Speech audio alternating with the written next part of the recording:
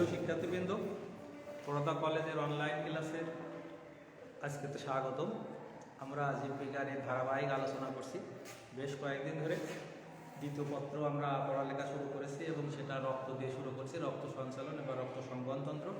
আজকে আমাদের বিষয় হলো রক্ত চঞ্চল বা রক্ত জমাট বাঁধা। তোমরা জানো, অনেক সময় দুর্ঘটনাজনিত কারণে বা বিভিন্ন কারণে কেটে গেলে বা ছিঁড়ে গেলে সেক্ষেত্রে রক্ত যদি পড়া শুরু হয়, রক্ত যদি বন্ধ না হয়, তাহলে কিন্তু সমূহ বিপদ দেখা দিতে পারে।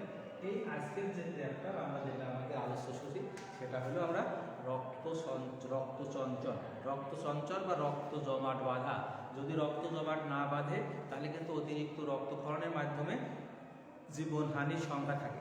তো আমরা রক্ত জমাট বাঁধা বলতে যেটা বুঝি, মানব দেহে বা রক্তবাহিকার ভিতরে দিয়ে রক্ত জমাট বাঁধতে পারে না, কারণ রক্তবাহিকার ভিতরে হেপারিন নামক এক ধরনের পদার্থ থাকে বা এক ধরনের উপাদান থাকে, যার জন্য কি হয়, রক্ত জমাট বাঁধে না।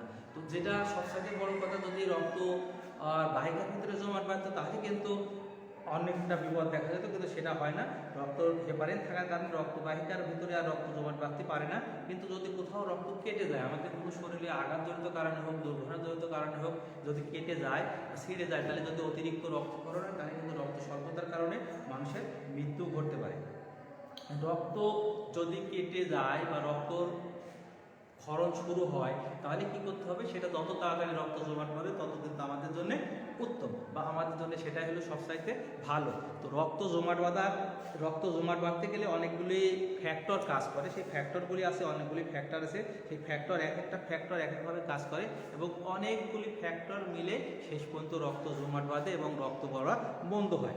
আমরা যেটা সবসময়তে বলি বা আমরা যেটা সবসময় জানি যে রক্ত যদি কোনো অংশ কেটে যায়, শরীরের কোনো অংশ কেটে যায়, তাহলে এক সময় সেই অংশটা আস্তে করে আবার রক্ত জমাট বেঁধে যায় এবং রক্তপাত বন্ধ হয়। কিন্তু কেন বন্ধ হয়, কিভাবে বন্ধ হয়, সেটা কিন্তু আমরা সাধারণত জানি না। আমরা জানি যে কেটে গেলে রক্ত বন্ধ হবে, এটাই জানি। দেহের কোনো ক্ষত সৃষ্টির ফলে কোনো রক্তবাহিকার এন্ডোথেলিয়ামের ক্ষতিগ্রস্ত হলে রক্তপাত বন্ধের উদ্দেশ্যে ও সংক্রমণ প্রতিরোধে যে জটিল জৈব রাসায়নিক প্রক্রিয়ায় ফাইব্রিন জালক সৃষ্টির মাধ্যমে রক্ত ক্ষতস্থানে রক্তকে থকথকে পিণ্ডে পরিণত করে এবং এই পরিণত করাকে রক্ত জমাট বাঁধা বলে। থকথকে পিণ্ডে মানে রক্ত যদি জমাট বেঁধে যায়, তাহলে সেখান থেকে আর কোনো তরল রক্ত পড়তে পারবে না। তরল রক্ত পড়া যখন বন্ধ হবে, তখন আমরা তাকে বলবো রক্ত চঞ্চল বা রক্ত জমাট বাঁধা, এবং শরীরের ভিতরে তখন সব কিছু স্বাভাবিকভাবে চলতে থাকবে। আর যদি ওটা না চলে, তাহলে কিন্তু সেটা আস্তে আস্তে রক্তক্ষরণ চলতে থাকবে এবং রক্তপাত হতে থাকবে এবং শেষ পর্যন্ত একটা খারাপ অবস্থার দিকে যেতে পারে। এই প্রক্রিয়ায় অনুচক্রিকা এবং রক্তরসে অবস্থিত 13 ধরনের ক্লটিং ফ্যাক্টর তোমার নাম শুনেছ হয়তো, ক্লটিং ফ্যাক্টর বলে। সেই ক্লটিং ফ্যাক্টরগুলি কি হয়, এই রক্ত সঞ্চালনে অংশগ্রহণ করে, গুরুত্বপূর্ণ ভূমিকা পালন করে। এর মধ্যে অতি গুরুত্বপূর্ণ 4টি ফ্যাক্টর হলো ফাইব্রিনোজেন, তারপরে হলো প্রথমবিন, আরেকটা হলো থ্রম্বোপ্লাস্টিন, প্রথমবিন এবং থ্রম্বোপ্লাস্টিন। তো আমরা এই ফ্যাক্টরগুলি কিভাবে কাজ করে সেটা একটু জানার চেষ্টা করি। প্রথমে যে কাজটা করে সেটা হলো কি, প্রথমে যেটা কাজ করে ফাইব্রিনোজেন, সেটা কি করে, জালকের সৃষ্টি করে। এটি গ্লোবুলিন জাতীয় প্রোটিন চঞ্চলের সময় ফাইব্রিনে পরিণত হয়। চঞ্চলের সময় কি হয়, ফাইব্রিনে পরিণত হয়। তারপরে ফ্যাক্টর 1 হলো ফাইব্রিনোজেন, ফ্যাক্টর 2 হলো প্রথমবিন।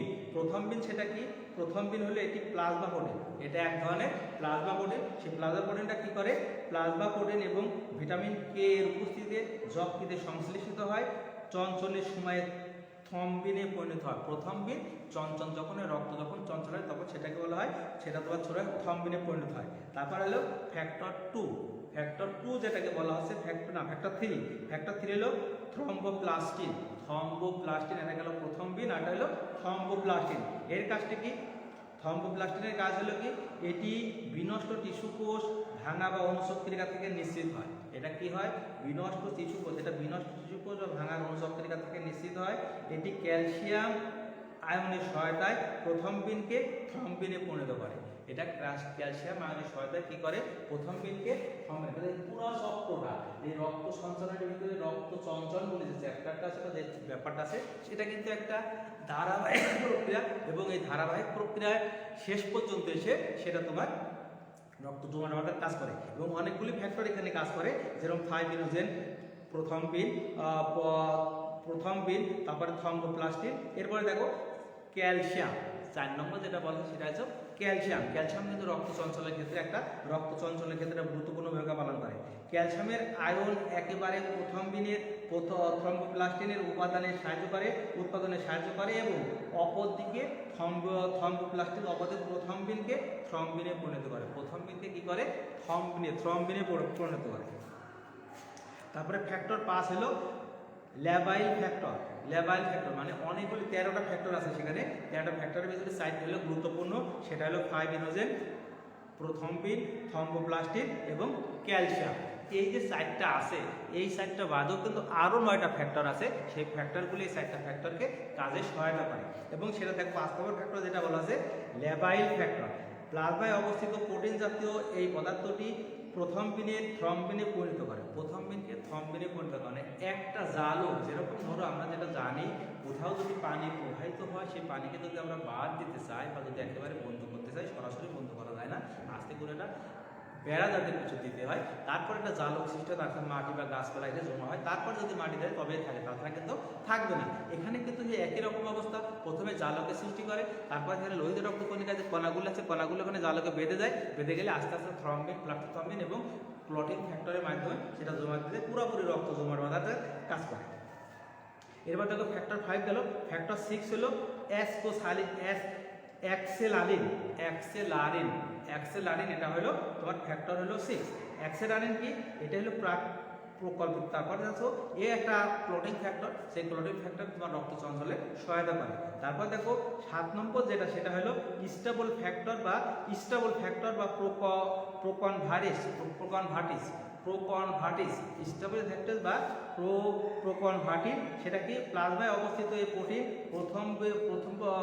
প্রোটিনটি থ্রম্বোপ্লাস্টিন উৎপাদনে সাহায্য করে। এটা আবার সাহায্য করে।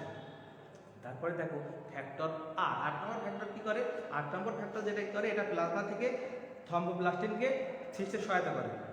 প্রথমবিন থেকে থ্রম্বোপ্লাস্টিন সৃষ্টিকে সহায়তা করে। তারপরে ফ্যাক্টর হলো ফ্যাক্টর 8 যেটা। তারপরে ফ্যাক্টর 9 ক্রিসমাস ফ্যাক্টর। এর নাম কি ছিল? Christmas factor. সেই ক্রিসমাস ফ্যাক্টর কি কাজ করে? সেটা ক্রিসমাস ফ্যাক্টর যে কাজটা করে সেটা হলো ক্রিসমাস ফ্যাক্টর যে কাজ করে, এটি প্লাজমায় থাকে এবং থ্রম্বোপ্লাস্টিন উৎপন্নে সাহায্য করে। তারপর দেখো ফ্যাক্টর 10, এটা কি? 9 নম্বর গেল। তারপর 10 নম্বর হলো স্টুয়ার্ট ফ্যাক্টর। ফ্যাক্টরগুলির নাম যদি মনে রাখা যায় বা আমরা মনে রাখতে পারি, তাহলে কিন্তু আমরা আস্তে আস্তে সবগুলো কিন্তু বলতে পারবো বা বুঝতে পারবো। এবং 13টা ফ্যাক্টর আমাদের 4টি প্রথমে মনে রাখতে হবে: ফাইব্রিনোজেন, প্রথমবিন, থ্রম্বোপ্লাস্টিন এবং ক্যালসিয়াম। এই 4টি ফ্যাক্টরটা গুরুত্বপূর্ণ ভূমিকা পালন করে। এরপরে যেগুলি আছে সেইগুলি কিন্তু তোমার হলো সাহায্যকারী ফ্যাক্টর হিসেবে কাজ করে। তারপরে স্টুয়ার্ট ফ্যাক্টর কি? এর রাসায়নিক উপাদানগুলি ফ্যাক্টর 8 এর মতো, এর অভাবে রক্ত চঞ্চল ব্যাহত হয়। তারপর দেখো ফ্যাক্টর হলো 11। ফ্যাক্টর 11 হলো প্লাজমা থ্রম্বোপ্লাস্টিন কি করে? রক্তরসে অবস্থিত প্রোটিন থ্রম্বোপ্লাস্টিন গঠনে অংশ নেয়। তারপরে ফ্যাক্টর দেখো 12, এটা হলো হ্যাপম্যান ফ্যাক্টর। এর 12 যেটা হলো হ্যাকম্যান ফ্যাক্টর। নাম হলো হ্যাকম্যান ফ্যাক্টর। বিজ্ঞানী হ্যাকম্যান এটা আবিষ্কার করছে, সেজন্য তার নাম হচ্ছে হ্যাকম্যান ফ্যাক্টর। রক্তরসে অবস্থিত এই ফ্যাক্টর ক্যালিকেটিনকে সক্রিয় করে এবং প্লাজমোকাইটিন সৃষ্টি করে এবং রক্তনালিকার এতে সম্প্রসারিত বাড়ায়। তারপর শেষ নম্বর ফ্যাক্টর, লাস্ট ফ্যাক্টর যেটা, সেটা তোমার হলো কি করে? এটা হলো কি ফাইব্রিন স্টেবিলাইজিং ফ্যাক্টরের কাজ হলো কি? এটি ক্যালসিয়াম আয়নের সহযোগিতায় রক্তের নরম চঞ্চল পিণ্ডকে অদ্রবণীয় কঠিন তন্তুতে রূপান্তরিত করে, রক্তের চরণ রসকে অবরোধ করে। তাহলে এই যে অনেকগুলি যেটা হলো, এই অনেকগুলি ফ্যাক্টর আছে, 13টা ফ্যাক্টর, কম কথাটা কিন্তু অনেকগুলি ফ্যাক্টর। সেই ফ্যাক্টরগুলি এই পুরো রক্ত চঞ্চল পদ্ধতিতে সহায়তা করে এবং রক্ত চঞ্চলে এটা পরিপূর্ণভাবে ঘটায়। তাহলে রক্ত চঞ্চল পদ্ধতিটা কি আমরা দেখি একটু। প্রথমে কীভাবে কাজ হয়, তারপরে আস্তে আস্তে এটা কিন্তু ধারাবাহিক প্রক্রিয়া। এই ধারাবাহিক প্রক্রিয়াটা কীভাবে হয় আমরা একটু দেখার চেষ্টা করি। প্রথমে দেখো, দেহের শারীরবৃত্তিক স্থিতাবস্থার জন্য রক্তবাহিকায় রক্তরস, রক্তকণিকা ইত্যাদির নির্বিঘ্ন প্রবাহ অক্ষুণ্ণ রাখতে রক্তের জমাট বাঁধা অত্যন্ত গুরুত্বপূর্ণ। রক্ত জমাট বাঁধা অত্যন্ত গুরুত্বপূর্ণ। তার কারণ, যদি রক্ত জমাট না বাঁধে, তাহলে রক্ত যদি বাইরে চলে যায়, তাহলে কিন্তু সেই রক্ত আর হৃৎপিণ্ডে ফিরে আসতে পারবে না। আর হৃৎপিণ্ডে যদি ফিরে আসতে না পারে, তাহলে কিন্তু আমরা খাদ্য, সার বা অক্সিজেন কোনো কিছুই কিন্তু পাবো না। এবং খাদ্য, সার যদি অক্সিজেন প্রত্যেকটা কোষে যদি না পৌঁছায়, তাহলে কিন্তু আমাদের জন্য বেঁচে থাকা কঠিন হয়ে যাবে। এজন্য রক্ত চঞ্চল একটা গুরুত্বপূর্ণ প্রক্রিয়া। ক্ষত নিরাময়ের উদ্দেশ্যে যে কোনো উপায়ে রক্তপাত মন্থর এবং বন্ধের প্রক্রিয়াকে হিমোস্টোসিস বলে। মানবদেহে রক্ত জমাট বাঁধার প্রক্রিয়া না হিমোস্টোসিসের অংশ নিচে বর্ণিত, মানে নিচে যে আমরা যেটা বললাম যে ফ্যাক্টরগুলি কাজ করছে, ওই ফ্যাক্টরগুলি আবার রক্ত চঞ্চলে বিভিন্নভাবে সহায়তা করছে। দেহের কোনো স্থান কেটে গেলে বা বিনষ্ট হলে সেই স্থানের টিস্যু থেকে রক্ত বেরিয়ে যায়। এটা আমরা সবাই জানি, কোনো জায়গায় যদি কেটে যায় বা ছিঁড়ে যায়, সেখান থেকে রক্ত বেরিয়ে যায় এবং বাতাসের সংস্পর্শে আসে, তখন হেপারিন নিষ্ক্রিয় হয় এবং থ্রোম্বোসাইট বিদীর্ণ হয় এবং তা থ্রোম্বোপ্লাস্টিন নামক এনজাইম বেরিয়ে রক্তরসের সাথে চলে আসে। থ্রোম্বোপ্লাস্টিন নামক উপাদান এসে রক্তরসের সাথে বাইরে বেরিয়ে আসে, থ্রোম্বোপ্লাস্টিন বেরিয়ে আসে এবং রক্তরসের সাথে। তারপরে থ্রোম্বোপ্লাস্টিন কি করে, মানে প্রথমে থ্রোম্বিন থেকে প্রথম বিন থেকে থ্রোম্বোপ্লাস্টিন হলো, সেটা কি করলো, দেহের কোনো অংশ থেকে কেটে যায়। কেটে গেলে সেখান থেকে রক্ত টিস্যু থেকে, মানে টিস্যু কোষ থেকে রক্ত বেরিয়ে আসবে। বেরিয়ে আসার পরে সেটা কি হবে, থ্রোম্বোসাইট বিদীর্ণ হয় এবং তা থ্রোম্বোপ্লাস্টিন নামক এনজাইম বেরিয়ে রক্তরসে চলে আসে। প্রথমে রক্তরসে আসবে সেটা কি, থ্রোম্বোপ্লাস্টিন। তারপর দেখো, থ্রোম্বোপ্লাস্টিন রক্তরসের ক্যালসিয়াম আয়নের, ক্যালসিয়াম তোমাদেরকে বলছি 4টি হলো খুবই গুরুত্বপূর্ণ যে উপাদান বা ক্লটিং ফ্যাক্টর, সেটা হলো ফাইব্রিনোজেন, প্রথম বিন, থ্রোম্বোপ্লাস্টিন, তারপর হলো ক্যালসিয়াম। তাহলে ক্যালসিয়ামের রক্তরসের ক্যালসিয়াম আয়নের সহায়তায় রক্তরসের নিষ্ক্রিয় থ্রোম্বিন এনজাইমের সক্রিয় থ্রোম্বিনে পরিণত করে। নিষ্ক্রিয় প্রথম বিনকে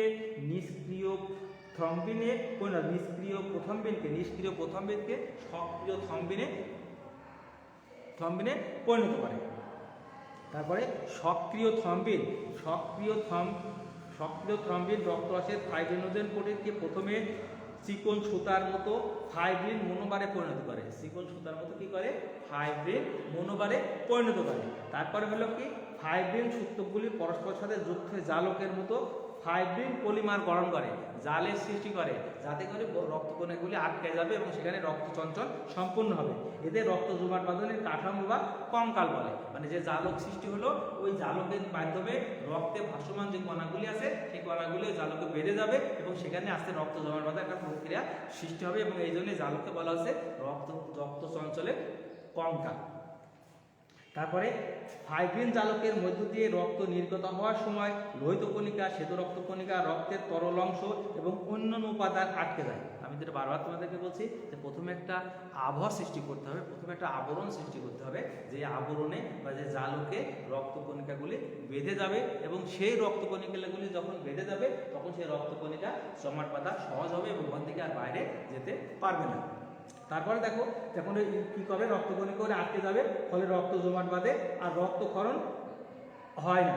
যখন রক্ত জমাট বেঁধে যাবে, যখন ওই কণিকাগুলি বেঁধে যাবে, তখন তার রক্ত বাইরে যেতে পারবে না এবং তখন সেটা কি হবে, আস্তে আস্তে রক্ত জমাট বেঁধে যাবে।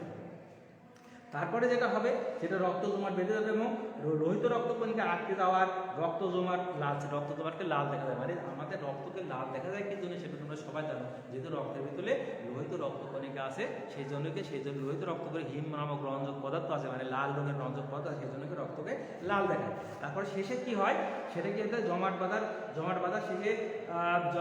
বাঁধা শেষ হলে জমাট থেকে যে হলুদ তরল বেরিয়ে আসে, তা হলো সিরাম বা রক্ত রস। সিরামের গঠন রক্তরসের মতোই, তবে এতে ফাইব্রিনোজেন এবং প্রথম বিন থাকে না। মানে রক্তের রসের মতো গঠন, কিন্তু ফাইব্রিনোজেন প্রথম বিন থাকে না। সেটা হলো এর পার্থক্য, সিরাম আর রক্তের ভিতরে পার্থক্য। ফাইব্রিন জমাট সাময়িক, রক্তবাহিকার পুনর্গঠন হলে নতুন টিস্যু কোষের সৃষ্টি হয় এবং প্লাজমিন নামক ফাইব্রিন জালকে রক্ত ধ্বংস হয়। ফাইব্রিন জালকে ধ্বংস করে ফেলে। মানে যখন আবার একটা এনজাইম সৃষ্টি হয়, সেই এনজাইম কী হয়, প্রথমে যে কঙ্কাল সৃষ্টি হয়েছিল সেই কঙ্কালটা নষ্ট হয়ে যায়। তারপরে এতে রক্ত চঞ্চল কীভাবে হয় আমরা একটু যদি রেখাচিত্রের মাধ্যমে দেখি, সেটাকে প্রথমে দেখো কি হবে, ধাপ 1 যে বিনিষ্ট অনুচক্রিকা এবং টিস্যু কোষীগত উপাদান, মানে যেটা কেটে গেল, যেখান থেকে রক্তরসগুলি বের হচ্ছে, রক্তরসের চঞ্চল সহায়ক উপাদান, মানে যেটা চঞ্চল সহায়ক মানে আমরা ক্লটিং ফ্যাক্টর যেটাকে বলছি, ক্লটিং ফ্যাক্টর এখানে যখনই কোনো অংশ কেটে যাবে, শরীরের কোনো অংশ যখন কেটে যাবে বা ছেড়ে যাবে, তখনই কিন্তু এই থ্রম্বিন বা প্রোটিন ফ্যাক্টর প্রথম দিকে যেগুলি আছে তারা কিন্তু একটা সক্রিয় হয়ে উঠবে, যাতে করে রক্তকে বন্ধ করা যায়। এখন ধরো এমন বেগে বা এত জোরে রক্তক্ষরণ হচ্ছে যেটা কিন্তু আর তোমার ওটা মানে বন্ধ করা সম্ভব হচ্ছে না, তখন কিন্তু রক্ত পড়ছে, তখন কি করে আমরা বলি যে একটা কাপড় দিয়ে ওই জায়গাকে বেঁধে ফেলতে হবে, এবং অনেক সময় দেখা যায় সেলাই দেওয়া লাগে, সেলাই দিলেও কিন্তু অনেক সময় রক্ত বন্ধ হয়। রক্ত বন্ধ করতে গেলে প্রথমে যে জায়গাটা আটকাতে হবে, তারপরে আস্তে আস্তে ক্লটিং ফ্যাক্টরগুলি কাজ করে সেটা বন্ধ করবে। তাহলে থ্রম্বোপ্লাস্টিন তৈরি হবে, প্রথমে রক্ত যখন তৈরি হয় রক্তরসের চঞ্চল সহায়ক উপাদানগুলি আসবে, তারপর থ্রম্বোপ্লাস্টিন আসবে, তারপর দ্বিতীয়ভাবে প্রথম বিন তখন কাজ করে, নিষ্ক্রিয় প্রথম বিন, তোমাদের বলছে নিষ্ক্রিয় প্রথম বিন, এখানে এসে হবে সক্রিয় থ্রম্বিন, তারপরে থ্রম্বোপ্লাস্টিন, তারপর হবে থ্রম্বিন হবে সক্রিয়, তারপর তৃতীয় ধাপ ফাইব্রিনোজেন থ্রম্বিন, ফাইব্রিনোজেন মনোবাদ, তারপর ফাইব্রিনোজেন মনোবাদ থেকে ফাইব্রিনোজেন পলিমার, ফাইব্রিনোজেন পলিমারের জালক, জালক থেকে সৃষ্টি হবে রক্ত সঞ্চালন পিণ্ড বা রক্ত বেড়ে সেখানে বন্ধ হয়ে যাবে, এবং রক্ত এইভাবে কিন্তু রক্ত তোমার বন্ধ হয়ে। প্রথমে আমরা যদি একটু যদি আমরা শেষের দিকে যদি আমরা আবার একটু আসার চেষ্টা করি, প্রথম থেকে যদি আবার নতুন করে আমরা রিভিউ করি বা নতুন করে আমরা বলি যে যদি কোনো জায়গায় রক্ত কেটে যায়, মানে শরীরের কোনো অংশ কেটে যায় বা ছিঁড়ে যায়, তাহলে কী হবে, সেই অংশ থেকে রক্ত কিন্তু বের হতে থাকবে, রক্ত যখন বের হতে থাকবে তখন কিন্তু ক্লটিং ফ্যাক্টরগুলি রক্ত বন্ধ করার জন্য বা রক্ত চঞ্চল সৃষ্টির জন্য বিভিন্নভাবে সক্রিয় হয়ে উঠবে।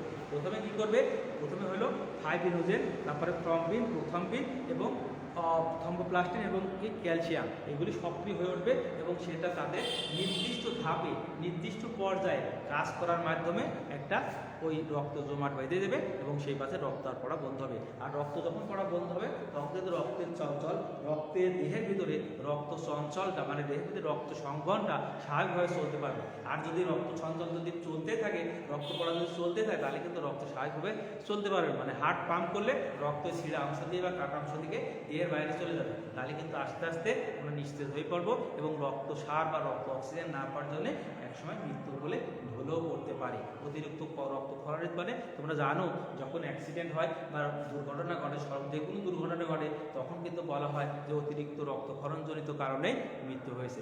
এই জন্য অতিরিক্ত রক্তক্ষরণ যদি আমরা বন্ধ করতে চাই, তাহলে কিন্তু আমাদের প্রথমে আশেপাশে যেখানে যে কাটা অংশটা বেঁধে ফেলতে হবে, বেঁধে ফেললে তোমার যে ক্লটিং ফ্যাক্টরগুলি আছে তাদের জন্য কাজ করা সহজ হবে। অল্প কেটে গেলে এগুলো দরকার নেই, তারা নিজে নিজেই পাবে যেগুলি ক্লটিং ফ্যাক্টর আছে। যদি কোনো বেশি কাটা হয় বা বেশি ছিঁড়া অংশ হয়, তাহলে কিন্তু সেইটা পূরণ করতে গেলে পারে তোমার বাধা লাগবে অথবা সেলাই করতে হবে। এইভাবেই হলো রক্ত চঞ্চল হয়। রক্ত কোনো বাহ্যিক প্রয়োগ ছাড়া কোনো রক্ত নির্গত হওয়ার শুরু থেকে রক্ত জমাট বাঁধা পর্যন্ত সময়কে রক্তক্ষরণকাল বলে।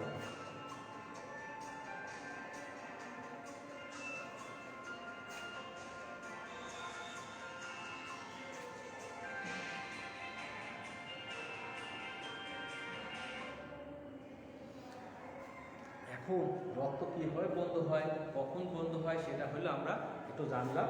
এরপরে দেখি যে আমরা রক্ত হলো কি করা যায়।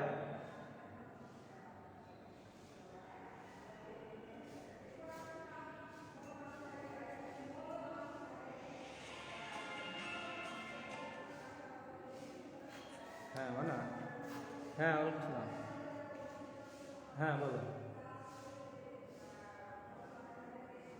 600 টাকা নিও না, তুমি বলো 600 টাকা কী করে হয়, 1000 টাকা না দিলে বলো টাকা দেওয়ার দরকার নেই, বুঝছো?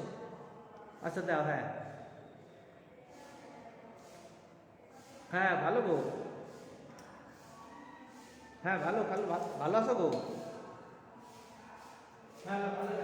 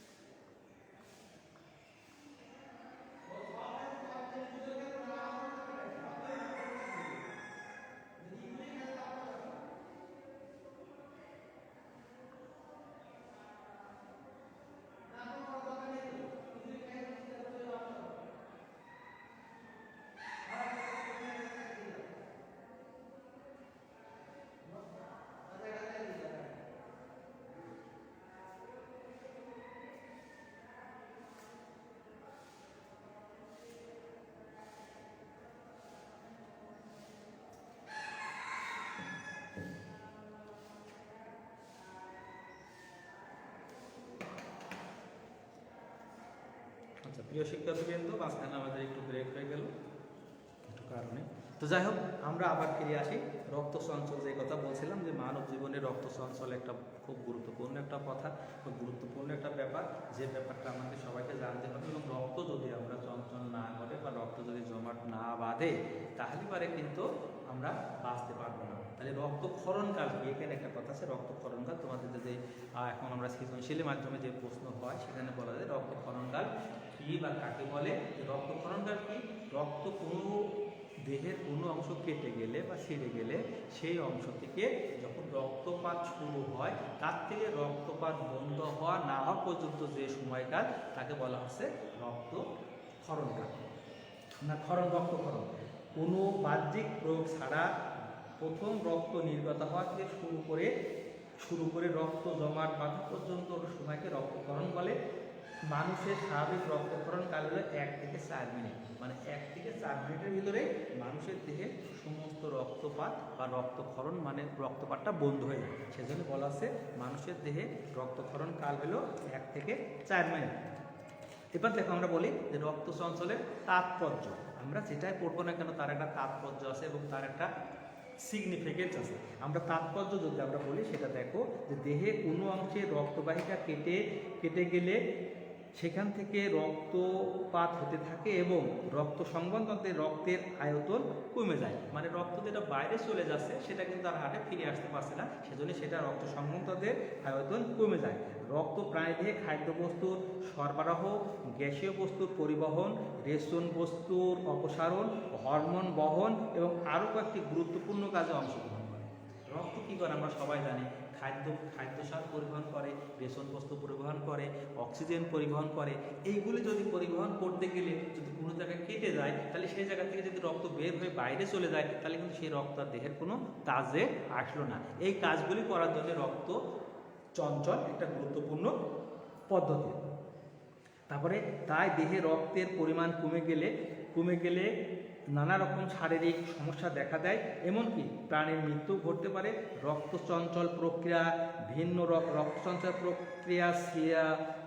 প্রক্রিয়ায় ছিন্ন রক্তবাহিকা থেকে রক্তক্ষরণ বন্ধ করে, তবে সেই সম্ভাবনা রোধ করে। মানে মৃত্যুর যে সম্ভাবনাটা দেখা যায়, সেটা হলো রক্ত সঞ্চনের মাধ্যমে, আবার সেটা রোধ করে রক্ত সংবহনটা পুনরায় চালু হয় এবং সেটা আবার চলতে থাকে।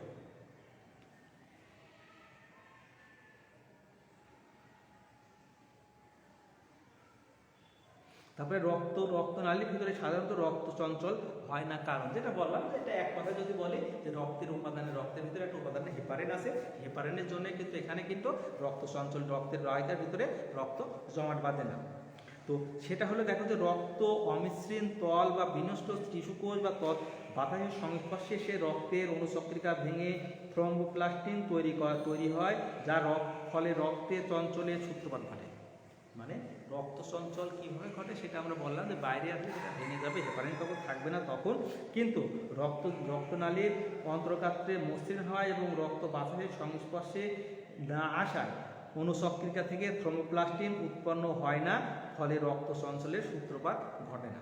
তারপরে রক্তনালীর ভিতর রক্তের ক্ষরিত রক্ত চঞ্চলে সাহায্য করে। তারপরে রক্তে হেপারিন নামক, এটা হলো সবচেয়ে গুরুত্বপূর্ণ একটা কথা, রক্তে হেপারিন নামক এক ধরনের চঞ্চল নিরোধক পদার্থ যেটা থাকে। হেপারিন রক্তের বেসোফিল যোজক টিস্যুর কষ্টে ভেঙে দেওয়া, হেপারিনের জন্য রক্ত জমাট বাঁধতে পারে না এবং সে রক্ত স্বাভাবিক অবস্থায় চলতে থাকে। এরপর আমরা আরেকটু দেখে আজকের মতো আমরা পড়া শেষ করব। সেটা হলো প্লাজমা এবং সিরাম, মানে রক্ত রস এবং সিরামের ভিতরে পার্থক্যটা কি। প্লাজমা কি? স্বাভাবিক রক্তের জলীয় অংশকে বলা হয় প্লাজমা। আর সিরাম কি? চঞ্চিত রক্তের চঞ্চল পিণ্ড থেকে নিঃসৃত জলীয় অংশকে বলে হলো সিরাম। সিরাম হলো যেটা হলো চঞ্চিত রক্ত, মানে রক্ত জমাট বাঁধে তারপরে জলীয় পদার্থ থাকবে, সেটা হলো সিরাম। আর এমনি স্বাভাবিক রক্তের জলীয় অংশকে বলা হবে প্লাজমা। এতে বিভিন্ন প্রকার রক্তকণিকা থাকে, আর এতে কোনো রক্তকণিকা থাকে না। এতে ফাইব্রিনোজেন থাকে, মানে দেখো প্লাজমা থেকে ফাইব্রিনোজেন থাকে, আর এখানে কোনো ফাইব্রিনোজেন থাকে না। এক চঞ্চক এতে চঞ্চক ধর্ম উপস্থিত, এতে কোনো চঞ্চক ধর্ম অনুপস্থিত। তারপর রক্তবাহিকার গহ্বর এবং হৃদ প্রকোষ্ঠে অবস্থান করে, সাধারণত অবস্থান দেহের মধ্যে থাকে না। এই পর্যন্ত আমাদের মতো শেষ করি। আচ্ছা প্রিয় শিক্ষার্থীবৃন্দ, আজকে আমরা এই পর্যন্ত পড়লাম। আগামীতে আমরা হৃৎপিণ্ড সম্পর্কে বা হৃৎপিণ্ডের অসুখ সম্পর্কে আলোচনা করবো। ধন্যবাদ।